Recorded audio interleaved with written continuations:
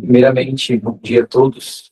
Sejam bem-vindos a mais podemos dizer, um grupo de estudo, né? Um bate-papo sobre dor, na qual a gente está falando hoje, ou vamos falar sobre o artigo da JOSC, o artigo 4, que é intitulado Sensibilização Central 1, tá? A gente vai lendo os parágrafos e explicando para vocês e até mesmo para a gente, e entendendo aqui, para que fique um ambiente de realmente conversa, de discussão, e fiquem à vontade para vocês também participarem, tá?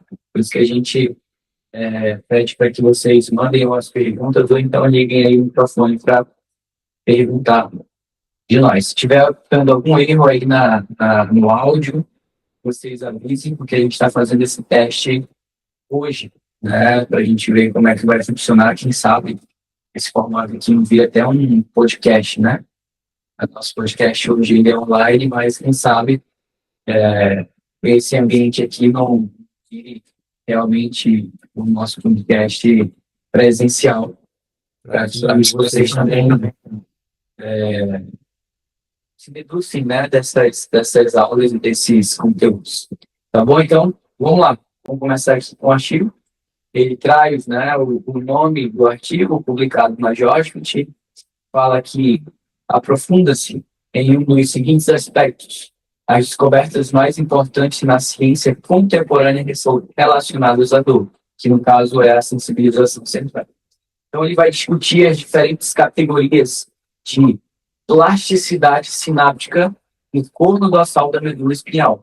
Ou seja, essa plasticidade sináptica é como os neurônios eles estão se comunicando, como as sinapses estão se comunicando, e se há algum tipo de, vamos dizer a palavra leiga, problemas relacionados a essas sinápticas e essa plasticidade para a pessoa sentir dor ou não. E tudo isso já acontece ali a nível de medula. Né? E primeiro traz ali que esse artigo traz essas diferentes categorias de plasticidade sináptica no corno dorsal da medula espinhal.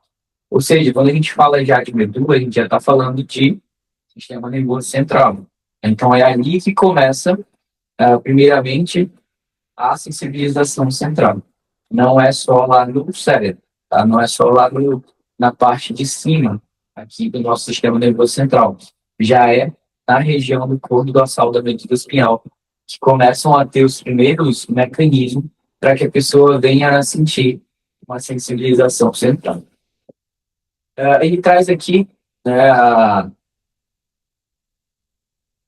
mais ou menos o conceito aqui embaixo. Deixa eu só achar.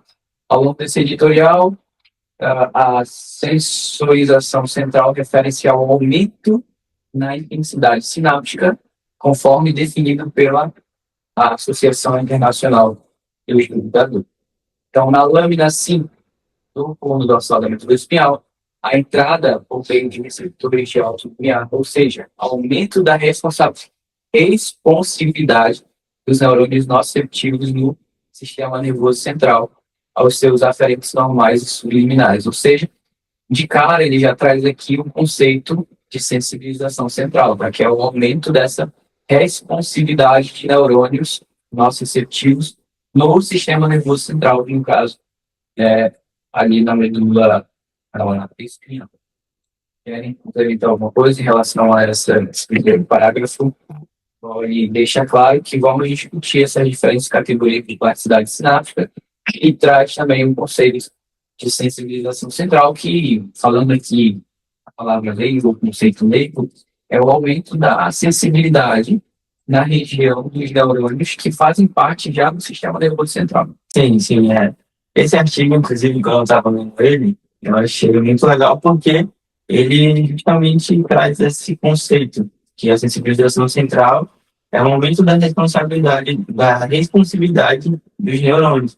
Então, quebra um pouco aquele conceito que a gente tem de que sensibilização central ocorre somente no cérebro.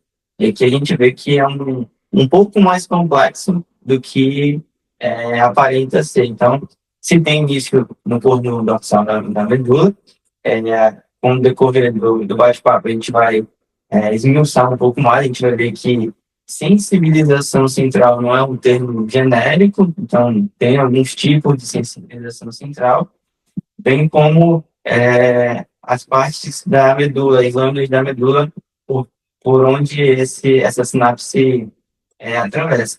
Então, é um artigo muito bom, que ele vai abrir a nossa mente realmente para ver como é que tratar a dor e ver os mecanismos que sustentam muitas vezes dores complexas e dores crônicas são tão importantes para o tratamento e para o diagnóstico. Depois dessa introdução, o artigo ele traz aqui para a gente o primeiro tópico, né? Ele mostra o corno dorsal e seus neurônios. Então, ele começa assim: o corno dorsal da medula espinhal é anatomicamente dividido em lâminas. E aí ele traz a primeira figura. E aí, Marcelo, se tu quiser esmiuçar essa figura para a gente, não sei se o pessoal está com o artigo, mas seria interessante para acompanhar diretamente a figura, né, que fica muito mais fácil de entender. Então, a gente tem essa primeira figura aqui. Certo. Então, aqui na primeira figura, nós vemos as fibras aferentes primárias, né? Que elas são receptores de alta linear, onde elas vão receber os estímulos periféricos e para gerar uma sensibilização central, ou seja, esses estímulos eles são percebidos pelas fibras do tipo C, né? E pelo neurônios nociceptivos específicos. Eles vão responder a esses estímulos dolorosos, ou seja, estímulos nociceptivos, na verdade, que elas vão fazer essa transmissão para o cérebro. Ou seja, essas fibras vão receber esses estímulos e vão chegar nas lâminas 1, 2 e 5, que elas vão ser encaminhadas, né? A gente percebe aqui um trajeto onde elas vão ser encaminhadas através do trato espinotalâmico até o talo. Ou seja, fazendo um breve aparato. Essas fibras, elas vão captar nesses estímulos nociceptivos através das lâminas 1, 2 e 5. Elas vão ser enviadas para o tálamo através do trato espinotalâmico. Vão chegar até lá o cérebro, né? Aonde, no córtex cerebral, elas vão ser interpretadas como dor. É basicamente isso que essa imagem ela vai trazer, esse caminho onde esse estímulo ele vai percorrer desde o estímulo inicial até o cérebro, onde ele vai ser interpretado como dor. Ou seja, fixar essa palavra. Interpretado como dor, ou seja, alguns estímulos eles não vão ser interpretados dessa forma. Por isso que é tão importante a gente entender o que é a sensibilização central. Que não é simplesmente o estímulo que vai causar a dor, é o sistema nervoso aumentado, excitado, né, digamos assim, essa excitabilidade do sistema nervoso que vai fazer essa interpretação como dor ainda maior. E só um detalhe aqui, o Marcelo falou um pouco sobre as lâminas, e que alguns estímulos que às vezes não deveriam causar dor podem ser interpretados como dor. Por quê? Especialmente a lâmina de número 5 da medula, ela não interfere, ela não recebe só estímulos nociceptivos, ela recebe estímulos nociceptivos e não nociceptivos. Então, com essa sensibilização do corno dorsal da medula, dessa sinapse, ela pode acabar interpretando estímulos que não são nocivos como potencialmente nocivos. Então, é bem interessante essa imagem aí. Exatamente. Aí explica o conceito, né, hipersensibilidade. A pessoa tem essa hipersensibilidade, qualquer toque, por mais que seja inofensivo, vai causar uma dor exagerada no paciente. Então, tem a ver também a sensibilização central, tem a ver com a parte neural, por conta das 3 áreas, dos 3 mecanismos que a gente tem no cérebro que influenciam na dor, mas que também, quando a gente para pensar, a medula é parte do sistema nervoso central. Então, se a gente tem ali no corno dorsal da medula espinhal, uma região que já faz parte do sistema nervoso central, um neurônio, por exemplo, de porta aberta, para qualquer estímulo que vem de fora, aquilo ali já faz parte de uma sensibilização central, no caso, né? Sim. talvez essa figura demonstre isso e o artigo próprio tente falar isso para a gente. Não é só a parte superior, mas também a parte ali da medula que faz parte do sistema nervoso central. Na sinopse, que é uma parte que a gente tem aí embaixo da primeira página, ele traz também o termo da sensibilização central e traz também o que a gente vai ver no artigo. Tá? Então, ele vai falar assim, ó, a sensibilização central é um termo abrangente para plasticidade sináptica facilitada. Ou seja, a sinapse entre os dois neurônios vai estar extremamente exacerbada, facilitada. E qualquer estímulo inofensivo vai gerar um estímulo mais grande, mais perceptível. Isso a gente consegue ter nos pacientes, né? Sim, exatamente. Principalmente dor crônica.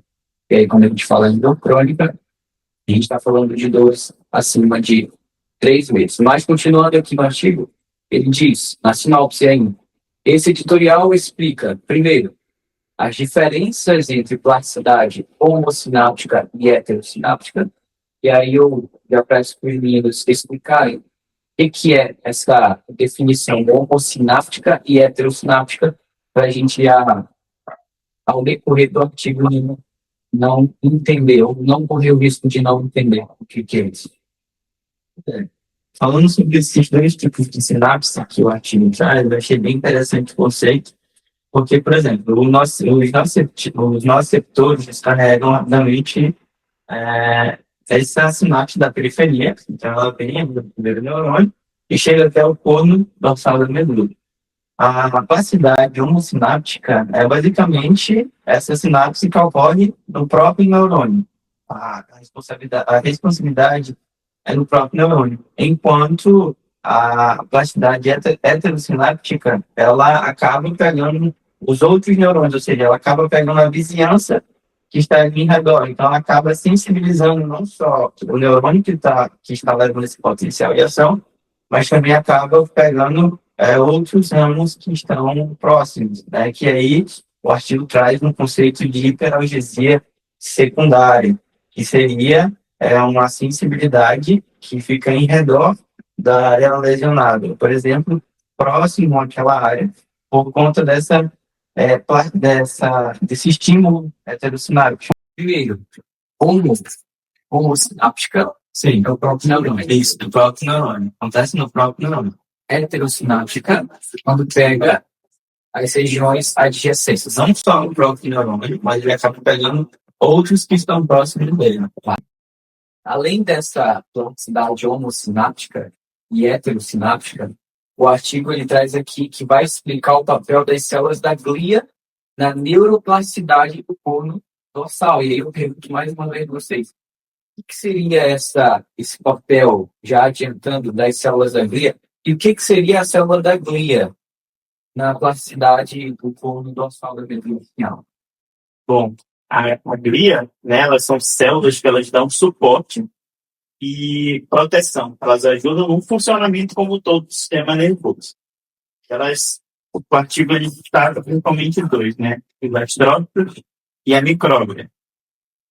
E o que a gente poderia imaginar que seria a glia? Fazendo uma analogia bem simples. Imagina que numa cidade existem pessoas e essas pessoas elas são responsáveis pela manutenção, pela limpeza, por proteger. Esse é o papel da glia no sistema nervoso. Ela vai ajudar nessa manutenção e nessa proteção do sistema nervoso. E o que acontece? Quando existe ali uma lesão, quando existe um potencial, ali, um estímulo nocivo, essa lesão, como a gente já falou naquela primeira imagem, ela vai enviar sinais para a medula e vai ser interpretado lá do sistema nervoso como dor, né? E esses neurônios eles vão começar a transmitir esses sinais, certo? E a micróglia, né, ela vai ser a primeira que vai perceber que está acontecendo agora, ela vai ser sinalizada. E ela vai ali liberar substâncias, né, moléculas inflamatórias, mas que vão ser ali ativadas no momento da inflamação. Ou seja, ali vai ter um aumento da dor por esse estímulo de proteção, digamos assim. E aí que entra a sensibilização que ela é mantida nesse primeiro momento, né?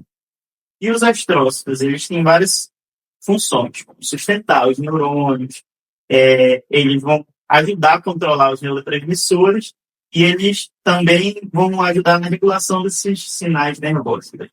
Basicamente. Certo. Então, basicamente, células da glia são aqueles ajudantes de pedreiro, né? Digamos que sim. Exatamente. Os pedreiros estão lá fazendo as funções que, no caso, a gente pode comparar com os nervos, né? Os ramos aferentes. E os auxiliares dos pedreiros são as células da glia que estão ali auxiliando. E, às vezes, eles auxiliam na sustentação, na nutrição, enfim. Além disso, o artigo traz aqui que ele vai discutir brevemente a relevância clínica de ROMs. Quando, e aí vocês me falem o que é esse ROMs, tá? Que pode ser até mesmo o público entender aqui. Quando neurônios nociceptivos específicos ou neurônios WDR, e aí vocês já explicam o que é o WDR para todos, são estimulados repetidamente.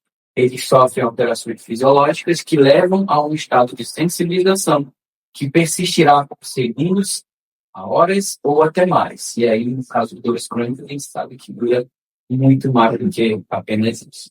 Após o estímulo inicial, tá?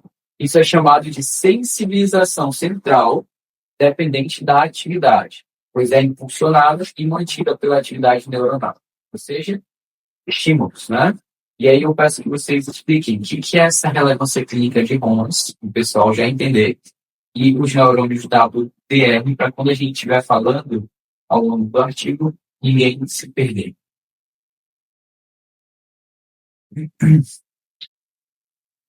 Os neurônios WDR, né, eles são neurônios que eles respondem tanto a estímulos dolorosos como estímulos não dolorosos.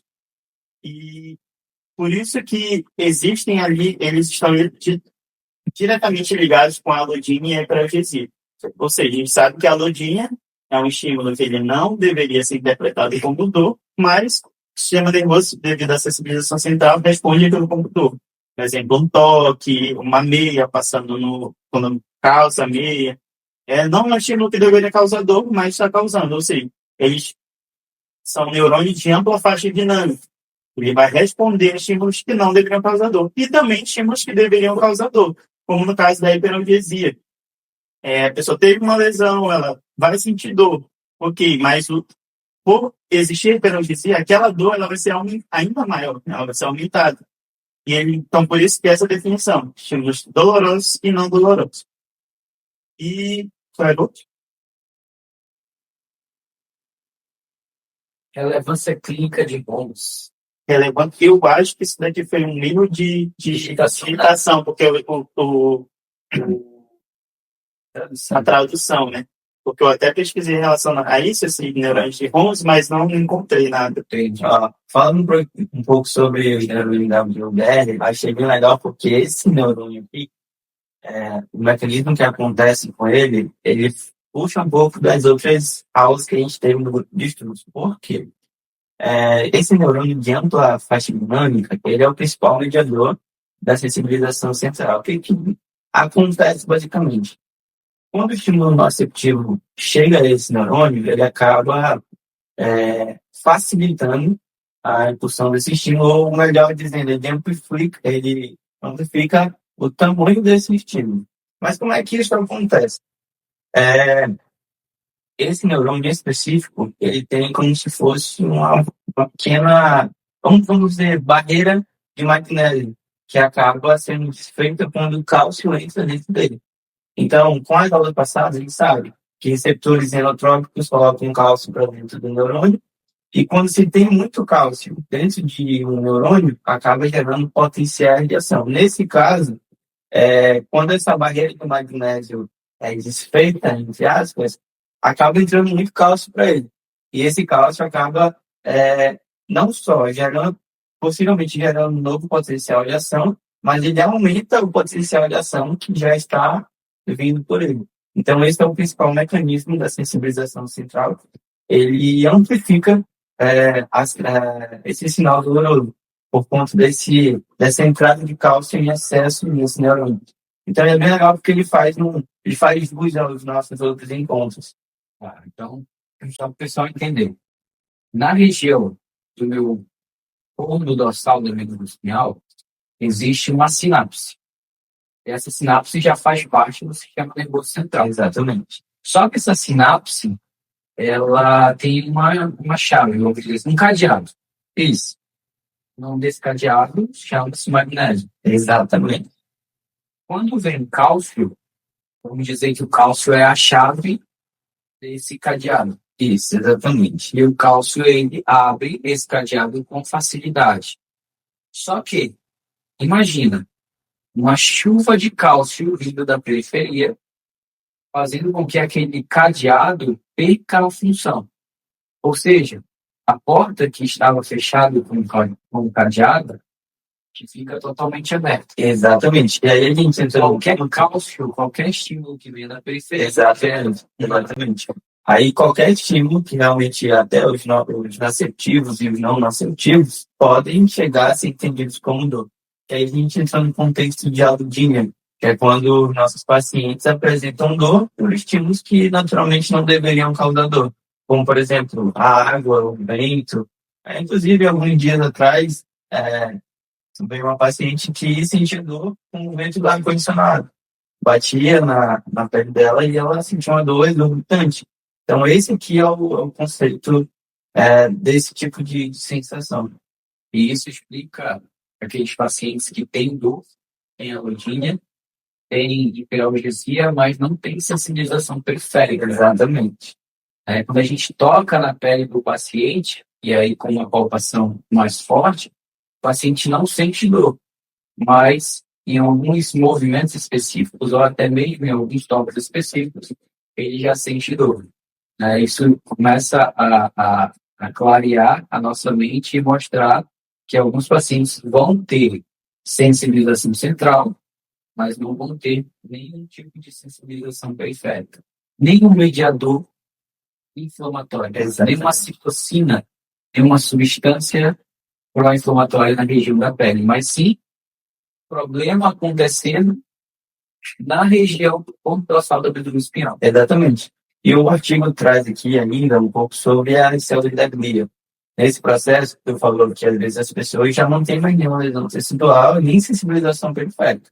Ou seja, elas não têm mais uma lesão primária, mas elas ainda continuam sentindo dor.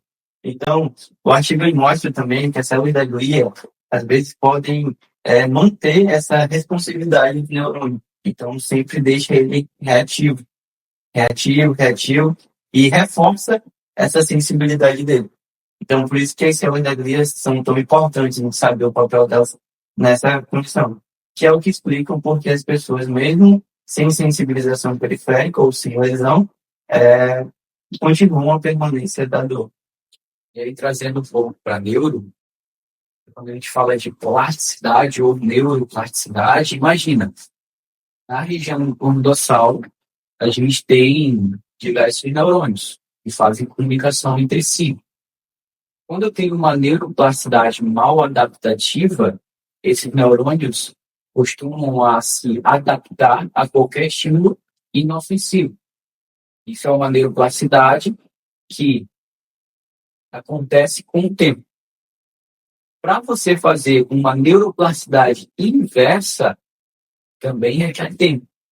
E aí é que está, às vezes, na prática clínica, a gente não tem essa variável, tempo. Né? O paciente ele quer de uma hora para outra, quer melhorar, ele quer melhorar. E a gente entende que a gente tem que gerar uma neuroplasticidade positiva, bem-sucedida, ao contrário do que está acontecendo, às vezes, 1 ano, 2 anos. Imagina, como é que eu vou fazer uma neuroplasticidade bem adaptativa que ensine a parte do sistema nervoso central a não sentir dor ou sentir dor de forma mais, enfim, mais tranquila, mais reduzida, em 1, 10, 20 sessões. Eu acho que é um ponto a se pensar. É interessante porque quando a gente fala de educação em dor, né?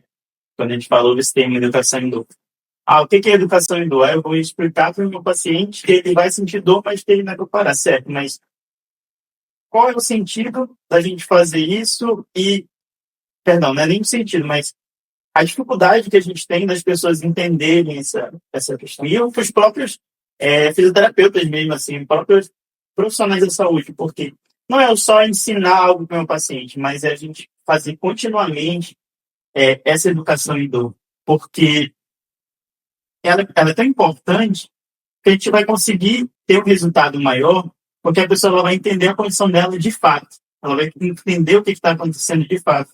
E até a percepção subjetiva da dor, ela tende a diminuir nesse sentido. Porque essa questão da neuroplasticidade, realmente, é muito importante. Eu venho sempre lendo em relação a isso.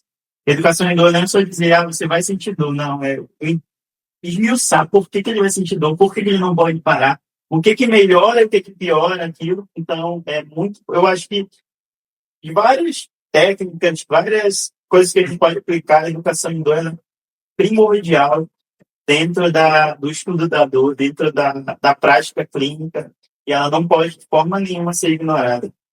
O Marcelo falou uma coisa bem legal, que inclusive essa semana teve algum. Eu mesmo me questionei e fui atrás de pesquisar, porque hoje a gente escuta muito a pessoa falar, mas na minha prática clínica funciona. Então, por que eu deveria esmiuçar mecanismos, saber como é que acontece?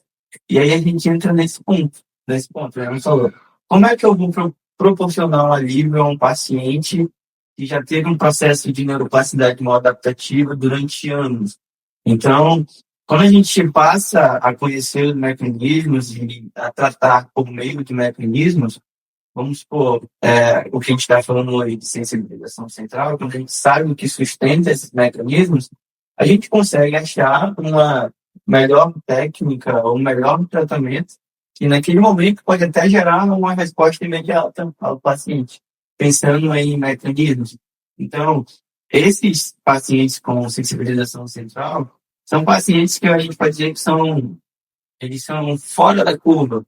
São pacientes que já tentaram vários tratamentos, já passaram por muitos profissionais, e às vezes eles chegam querendo melhor porque eles já tentaram de tudo. Então, quando a gente consegue identificar o mecanismo que sustenta o que ele está sentindo no momento, a gente consegue tanto proporcionar uma técnica que melhor se encaixa ali, vai dar um alívio, por mais que imediato, mas o que ele está precisando naquele momento, quanto consegue executar uma melhor educação em dor para aquele paciente. Então, a educação em dor não é dizer, você vai sentir dor e tal. Não, é realmente explicar o que ele está sentindo. Então, isso que o Marcelo falou é muito, muito importante a gente levar para a nossa prática mesmo. A Vanessa falou aqui, muito válido isso de educação em dor. Os pacientes esperam um resultado e parte do resultado está em ele entender como funciona o próprio tratamento, não só receber informação e ter uma receita de exercício. Até porque nem uma receita, né? O tratamento é muito individualizado e aí que entra realmente essa educação em dor. Assim, tem um paciente meu que ele sofre de dores crônicas há muito tempo, desde 2018, que ele atende de forma particular. Ele é um paciente que ele é muito inteligente, muito inteligente. Ele pesquisa as coisas, ele entende o que eu falo, ele adota tudo que eu peço para ele fazer e as dores, elas continuam, amenizam, mas continuam. Porém, as dores que ele sente são por estímulos inofensivos. E esses estímulos inofensivos fazem com que ele entre num ciclo de evitação. Ou seja, ele começa a evitar sentar, ele não consegue sentar, ele senta de forma totalmente disfuncional, né, acocado às vezes vai para os lugares e fica em pé 3, 4 horas, porque ele não quer sentar por conta de medo de sentir a dor. Às vezes ele nem sabe se vai sentir a dor, mas ele tem medo de sentar por conta de sentir a dor. Ou seja, ele entra num ciclo de medo e evitação. E aí, o que acontece? Para esses pacientes, E eu, principalmente para esse, eu falei uma frase bem interessante, que veio na minha cabeça assim do nada. Eu posso ensinar tudo para ele, eu sei. Dar todos os mecanismos de educação e dor para ele. Falar tudo o que acontece fisiologicamente. Mas o querer não é ensinável. Eu não consigo ensinar ele querer melhorar ou fazer as coisas que ele fazia antes, mesmo com dor. Então, eu acho que essa é uma frase bem forte, né? Querer não é ensinável. A gente pode ensinar tudo. A gente pode educar em relação à dor, em relação a todos os mecanismos, a tudo que acontece, a tudo que está acontecendo e o que ele tem que fazer. Mas se ele não querer, infelizmente, a gente não vai ter os resultados. Então, anotem aí essa frase. Querer não é ensinável. Se vocês quiserem, já tira um print aí, coloca lá no Instagram e coloca a frase. Querer não é ensinável. Até Não é ensinável. momento de filosofia. Momento de filosofia aqui no nosso grupo de 12, muito bom, muito bom. Aí, obrigado, Vanessa, pela contribuição aí. Eu achei muito interessante essa tua fala. E aí que entra também a questão da multidisciplinaridade, né? Muitos profissionais, assim, a gente, é uma coisa que é implementada aqui no consultório, né? É um encaminhamento com psicólogos, às vezes com fonoaudiólogos, nutricionistas, porque isso vai impactar diretamente no nosso tratamento. Vai impactar diretamente nas respostas que vai acontecer aqui. O paciente, às vezes, deprimido, às vezes malnutrido, não tem boa noite de sono devido à questão, né, de ansiedade, depressão. Então, tudo isso vai ser relacionado e é muito importante esse abranger toda a equipe multiprofissional. Bom, voltando aqui para o artigo, a gente já até pincelou sobre a hiperalgesia secundária e a alodínia. Mas ele traz aqui, né, que os neurônios de segunda ordem, que são aqueles neurônios que estão lá no corno dorsal da medula espinhal, ou seja, o neurônio de primeira ordem é aquele que leva da periferia até o corno dorsal, e os neurônios de segunda ordem são aqueles que recebem a informação de primeira ordem para poder levar lá para o tálamo, tá? Né? Que no caso tem um termo também de primeiro neurônio sensitivo e segundo neurônio sensitivo. Eles fazem sinapses com outros neurônios do corno dorsal. Isso significa que as fibras aferentes primárias, que no caso são tipo C, com campos receptivos distintos, convergem no corno dorsal da medula espinhal. E isso está bem mais explicado na figura 2, tá? Onde ele traz o conceito realmente dessa plasticidade homocináptica e também heterosináptica, como o Vitor já mencionou para a gente. E aí, se vocês estiverem aí com um artigo, e aí, se vocês quiserem explicar para eles essa figura 2, o que está acontecendo, o que é essa fibra que leva a informação da hiperalgesia, o que é essa fibra que leva a informação da alodínia, fique à vontade. Certo. É interessante ver aqui que os estímulos eles são diferentes, né? A gente vê aqui que no homocináptica, a fibra que está sendo, né, que está levando essa informação é a fibra do tipo C. E na heterosináptica, né, plasticidade heterosináptica, é a fibra a beta. Ou seja, por quê? Porque essa fibra ela é responsável por levar informações de tato, ou seja, aquilo que não deveria realmente causar estímulo. Estímulo não nocivo. Não nocivo, exatamente. Inofensivo. Exatamente. E aqui ele vai falar, né, na plasticidade homocináptica, que é um estímulo repetitivo, né, que ele vai ampliando aquela questão dolorosa. Se você ficar ali, digamos, pressionando aqui, fazer alguma pressão aqui, vai começar a causar dor e essa dor vai aumentar ainda maior. E aí que entra o conceito de wind-up, né? Somação temporal, que próximo artigo, e aí no próximo grupo de estudo a gente vai conversar sobre o que é isso com mais detalhes. E ele vai favorecer, né, no caso da homocináptica, ele vai favorecer essas sinapses, ou seja, aquele estímulo que inicialmente você tinha que fazer uma pressão bem forte para sentir dor, uma pressão leve já vai começar a sentir dor ali, porque ele já vai ter essa somação temporal, como o Renato acabou de citar também. Ok. Quer falar alguma coisa, Vitor? Só para ir? Não, tô tranquilo. O Marcelo falou bem legal, mas... E na figura 3? O que a gente tem na figura 3 relacionada à hiperalgesia? A legenda diz assim: hiperalgesia é quando um estímulo, por exemplo, uma picada de alfinete ou um calor, que normalmente provoca dor, leva a uma dor de maior intensidade, ou seja, um estímulo que realmente gera uma dor, mas digamos que é uma dor normal, gera um estímulo muito maior do que era para se sentir. E ele continua. A hiperalgesia primária é caracterizada como hiperalgesia em uma área com lesão, enquanto a hiperalgesia secundária, como o Vitor já tinha explanado para a gente, é a hiperalgesia em uma área sem lesão, ou seja, na área com lesão eu tenho áreas de hiperalgesia primária, mas ao redor dessa área de lesão eu tenho uma área que a pessoa ela vai sentir dolorido, que é chamado de hiperalgesia secundária.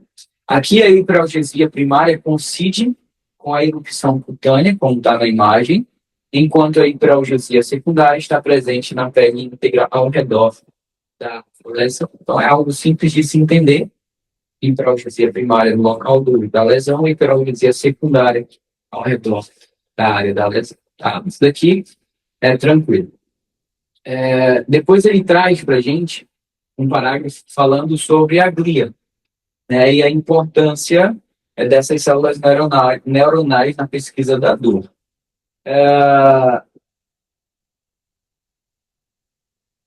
A glia, como a gente falaram aqui para vocês, elas têm várias funções, né? Uma das funções é sustentar os neurônios as vias aferentes. Outras funções são nutrir esses neurônios, a região vascular e a região própria de nutrição delas vem pela glia, entram pela glia para poder fazer essa nutrição dos nervos. Então, eles têm bastante a ver com o que a pessoa sente no nervo, gerando ali respostas diferentes, tá? Então, eles falam aqui que a importância das células não neuronais na pesquisa da dor agora deixa de ser mera especulação. E estudá-los proporciona novas perspectivas sobre os mecanismos da dor crônica. O estudo das células não neuronais é relativamente recente e provavelmente fornecerá respostas novas e importantes no futuro. Ou seja, a gente já tem vários estudos que mostram que as células da glia têm total influência em cronificações de dor, em sintomas que o paciente sente relacionados à sensibilização central, como, por exemplo, a alergia, tá? Vocês querem falar alguma coisa sobre esse parágrafo em relação à glia?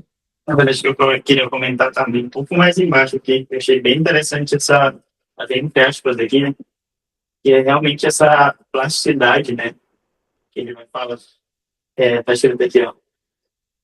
Portanto, as células da glia podem ser um elo perdido na compreensão como na acepção, podendo criar um traço de memória nas vias nociceptivas, ou seja, ele vai ali, digamos que aprender a sentir dor, né?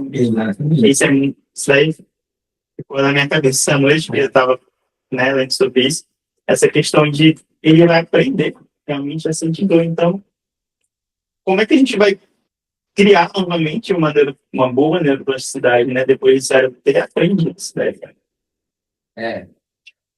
Falar é fácil, né? Falar é muito fácil. É difícil realmente a gente fazer. Por isso, quanto mais cedo o tratamento de um paciente com dor crônica, melhor.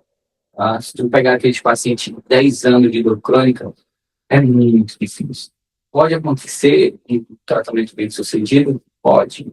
Nada é impossível. Mas para isso acontecer, tem que ter muita educação em dor, tem que ter explicações fisiológicas de uma forma fácil para que o paciente entenda o que ele tem que fazer, qual o papel dele, como é que a gente vai manejar a questão de hábito de vida, sono, alimentação, porque tudo isso repercute em como a neuroplasticidade vai se comportar na parte fisiológica do paciente. Seguindo o artigo, e já chegando um pouquinho mais aqui para baixo, ele traz uma ficha informativa sobre as células da glia. A gente fala sobre os astrócitos, a gente fala sobre as micróglias, como o Marcelo já tinha falado. Falam sobre as células endoteliais e também células T, que também pertencem a essa categoria, né, das glias, influenciam nas transmissões sinápticas, tá? A gente não vai entrar em detalhes mais isso daqui, porque a gente já falou bastante em relação à glia, a hiperalgesia e a loratadina. E aí ele encerra os parágrafos com um tema de dor nosplástica e sensibilização central. Então, eles falam aqui, como a sensibilização se relaciona com o descritor mecanicista dor nosplástica, também é um tópico de alguma controvérsia. O problema é que é impossível medir diretamente a sensibilização central em humanos. Exatamente, é algo que o artigo possa. Como é que eu meço, então, uma sensibilização central? Como é que eu sei que o paciente está sofrendo de uma sensibilização central? Hoje, aqui no consultório, pensando bastante, o que a gente prioriza? Isso que a gente prioriza uma boa avaliação, sempre pegar o histórico do paciente, tudo, porque como é muito difícil de realmente comprovar que o paciente tem sensibilização central, a gente consegue achar indícios. E com esses indícios a gente consegue usar alguns questionários. Existe hoje um questionário validado de sensibilização central que a gente usa com os pacientes. Então, a gente sempre busca moldar nos detalhes, vamos dizer assim, da forma mais minuciosa possível por aqui. Certo. Não tem, assim, uma forma da gente identificar realmente a sensibilização central. 100%. Mas há fatores que indicam que o paciente está sofrendo de uma sensibilização central. Quais são esses fatores? Primeiro, somação temporal, que é aquilo que o Marcelo já explicou para a gente. Repetidamente, estímulos na periferia que levam informação de forma homocináptica para a região do corpo dorsal. E isso faz com que aqueles estímulos que começam a ser mais inofensivos sejam percebidos com uma dor muito grande. Além da hiperalgesia secundária, também pode ser uma indicação indicativa de somação temporal, de sensibilização central, desculpa, e a própria logia, né, que é levada pelas fibras da beta, que são fibras mecanoreceptoras, que fazem um trajeto de estímulos inócuos, que a pessoa sente dores exacerbadas por conta de algumas neuroplasticidades que acontecem no corpo dorsal da veículo espinhal. E aí eles reforçam, embora as medidas substitutas possam ser típicas, elas não são exclusivas da sensibilização central. Em essência, a sensibilização central é um dos muitos mecanismos relevantes e coexistentes, mas a dor é muito mais complexa e ainda não é bem compreendida, ou seja, a gente não compreendeu bem ainda a questão da sensibilização central e também a questão da dor nosplástica. Por isso que toda dor nosplástica vai vir acompanhada de sensibilização central, mas aí, para embolar para vocês, nem toda sensibilização central é uma dor nosplástica. É interessante falar isso. Eu sei que embola um pouquinho, mas é necessário, porque nem sempre uma pessoa que está sentindo dor vai ter sensibilização central, e nem sempre quem tem sensibilização central vai ter uma dor nosplástica. Ok? Quero complementar algo relacionado a essas medidas substitutas em relação à identificação da sensibilização central?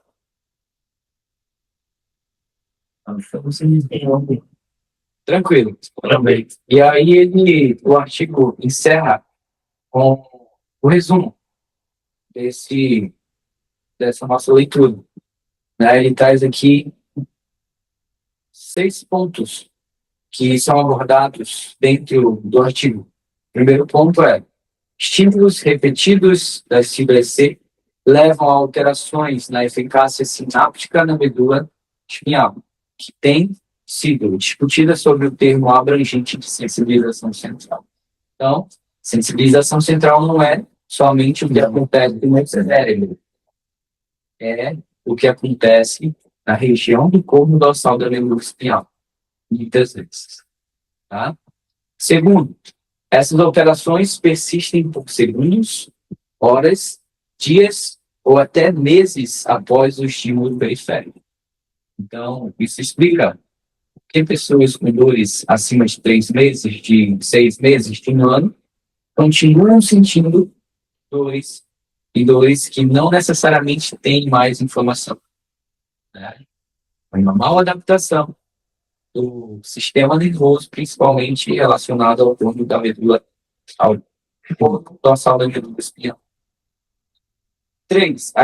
As descobertas científicas por trás da sensibilização central são explicações plausíveis, credíveis, para a persistência da dor por muito tempo depois da cicatrização de uma lesão, mesmo na ausência de patologias identificáveis. É isso que eu falei, né? Isso explica o porquê das pessoas sentirem dor durante muito tempo. E aí, levando para a prática clínica, por isso que muitas vezes pessoas com dor crônica vão atrás de tratamento e quando fazem o tratamento convencional não tem efeitos. Ou tem efeitos, mas essas dores retornam depois de um tempo. Né? Então, isso explica muito o que esses pacientes eles retornam a sentir dor novamente.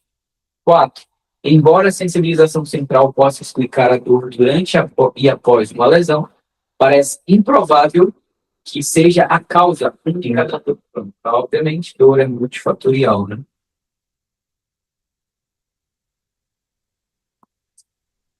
5 agora? Isso.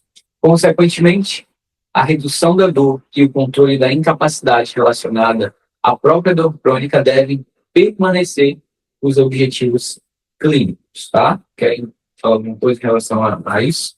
Não, esse aqui eu achei um ponto muito legal, porque fala, consequentemente, a redução da dor e o controle da incapacidade relacionada à própria dor crônica. Sobre esse conceito de incapacidade relacionada à dor crônica. O Renan falou de um paciente que ele atende a domicílio e vive de forma disfuncional, ou seja, a vida dele como um todo é totalmente afetada por conta da dor. E a gente sabe que hoje no tratamento da dor crônica, quanto mais tempo de cronificação dela, o fator intensidade da dor, às vezes, não é o primeiro ponto do tratamento. E sim, justamente corrigir essa questão da incapacidade relacionada à dor crônica. Então, aqui no consultório, a gente tem um paciente que eu acho muito legal o jeito que ele me relata, que ele teve um trauma muito feio, enfim, sente dor há muito tempo, e até agora ele não teve uma melhora significativa no quesito intensidade da dor. E aí a gente pode dizer, mas o tratamento não está funcionando e tal. Só que eu pergunto para ele, mas depois que você começou o tratamento, como é que está a sua vida? Ele fala, cara, isso aí melhorou quase 100%. Eu consigo andar melhor, eu consigo fazer minhas coisas melhor, meu convívio está melhor, enfim. Ele percebeu uma melhora na funcionalidade dele. Ou seja, a dor já não apesar da dor, a dor já não se torna tão incapacitante. Então, quando se falamos de dor, a gente olha logo para a intensidade, porque, teoricamente, é o que causa mais sofrimento ao nosso corpo. Só que para quem sente dor, a limitação física dela não poder sair com a família, dela não poder sair com locais, às vezes ultrapassa essa intensidade da dor. Então, eu acho muito legal esse depoimento dele, que eu pergunto, cara, a intensidade dela, não, cara, às vezes melhor, mas ainda sinto dor e tal, e não teve tanta evolução. Mas na minha vida melhorou muito, eu consigo lidar melhor com a dor, eu consigo fazer mais as minhas coisas, enfim, então, são coisas que a gente deve olhar também com um tratamento especificamente de dores crônicas. Exatamente. E o último ponto, ele coloca aqui, como a gente já tinha falado, os correlatos da sensibilização central, por exemplo, somação temporal ou hiperalgesia, devem ser considerados na melhor das hipóteses, medidas indiretas do efeito do tratamento. Ou seja, o uso também de questionários e até mesmo de identificação desses sintomas ou dessas características é importante para que a gente adote dentro da nossa avaliação, para que a gente saiba se o paciente está ou não dentro de uma sensibilização central, né? Apesar da lesão ou da não lesão que eles sofrem. Então, a avaliação é extremamente importante, por isso que, e aí muitas vezes pacientes vêm comigo e perguntam, quanto é a sessão? Faz um orçamento para mim de quantas e tal sessões. Eu não falo o quanto é que a gente tem que avaliar para ver a complexidade do caso e quanto tempo a gente leva para tentar recondicionar tanto a dor quanto a parte da funcionalidade desses pacientes. Então, é um artigo bem completo em relação à sensibilização central, obviamente que não tão completo, porque são duas partes. Na segunda parte, ele fala sobre o wind-up, que é basicamente a solução temporal, explica como é que acontece, e as outras características da sensibilização central que a gente vai marcar no outro dia, para a gente mencionar e estudar sobre essa sensibilização central novamente. Com isso, eu acredito que, por hoje, fechamos o artigo 4 da série de 8 artigos da JOSP, titulado Sensibilização Central. E, em breve, nós marcaremos nosso próximo grupo de estudo para a gente... esqueci a palavra, tentando lembrar. Se debruçar dos conhecimentos do próximo artigo, tá bom? Nem era essa palavra. Enfim, agradeço a todos que ficaram aqui com a gente até esse presente momento. Acho que foi uma hora de conversa. Agradeço a Vanessa, o Nang, a Amanda e os outros também que já saíram da live por terem ficado aí escutado essas 3 pessoas aqui que não são nada ainda na fisioterapia falando sobre dor. Vocês querem fazer alguma pergunta? Querem falar alguma coisa? Fiquem à vontade. Se puderem ligar o microfone ou então escrever, fiquem à vontade. Senão, a gente encerra aqui o nosso grupo de estudo e todos nós vamos trabalhar ou descansar. Vou andar um pouquinho só para ver se vai ter, senão a gente... tchau. Fala aí, né? Opa! Só quero dizer que estudo nunca é demais. Exatamente. Lembrando que essa aula ela tá sendo gravada, a gente vai gravar e vai postar junto com a outra aula que a gente não postou ainda lá no YouTube do consultório. Ok? Gente, muito obrigado. Até a próxima. Tentem dar um relato de vocês lá no grupo para a gente criar uma discussão e uma interação com o pessoal, tá bom? Grande abraço. Tchau, tchau.